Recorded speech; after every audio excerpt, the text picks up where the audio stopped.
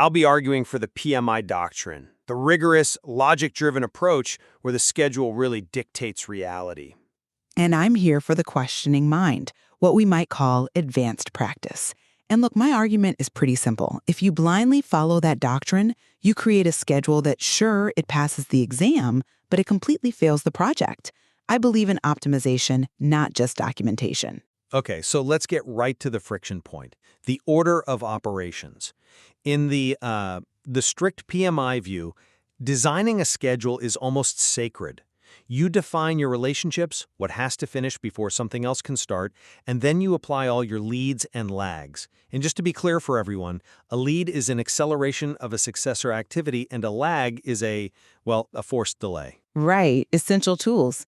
But the issue isn't what they are, it's when you decide to use them. Exactly.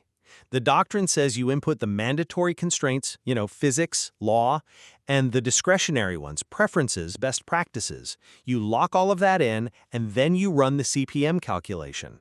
And why? Because float, that wiggle room or slack in the schedule, it must be a mathematical outcome. It is the truth the logic reveals. You don't get to design the float tells you where you're safe. That sounds very noble. Really, it's perfect for a courtroom. But in the field, it's just inefficient. In advanced practice, we flip the script. We map the relationships and the mandatory constraints. I mean, the stuff we literally cannot change. Then we run the CPM immediately. Wait, before adding your discretionary choices? Precisely. I need to see the available float first. I need to know where the slack actually is before I decide how to use it. Then I take those discretionary lags, the nice-to-haves, and I tuck them specifically inside that float. I'm not just listing requirements. I'm smoothing out the workflow. I'm treating the schedule as a system to be optimized, not just a rigid list of demands. See, that is exactly what makes me nervous about the integrity of the plan. When you look at the float first and then stuff logic into it, you're skewing the baseline. Let's talk about a discretionary lag. Let's say a team wants a 2-day break between pouring concrete and framing, just to be safe. That's a logic-driven requirement. It's a preference. It's a requirement of the plan they gave you. If you hide that 2-day break just because there happens to be float available, you are masking the true nature of the work. The PMI doctrine says you embed the logic before you know the tolerance. And if that pushes the date out, so be it.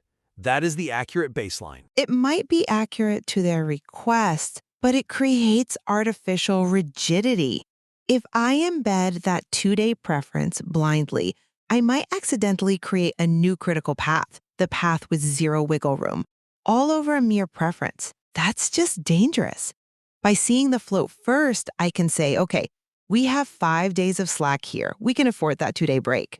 I'm using judgment to place the logic where it doesn't break the project date. But you are crossing a line there. You're managing the numbers rather than recording the plan.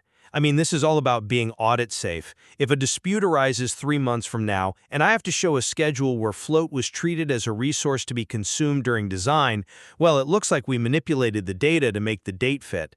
The doctrine provides a PMI minimum basis. It ensures stability. Float is the exhaust pipe of the engine. It is not the fuel. I just disagree. Fundamentally, float is a resource.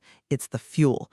If I have a resource-constrained project, which, let's be real, is every single project ever, I have to know where I can delay non-critical work to save money or, just sanity. You call it manipulation. I call it being constrained aware. You're prioritizing predictability. I'm prioritizing value. But predictability is value, especially when you have stakeholders breathing down your neck. The moment you start shifting logic based on what fits, you move from a deterministic plan to, a probabilistic guess.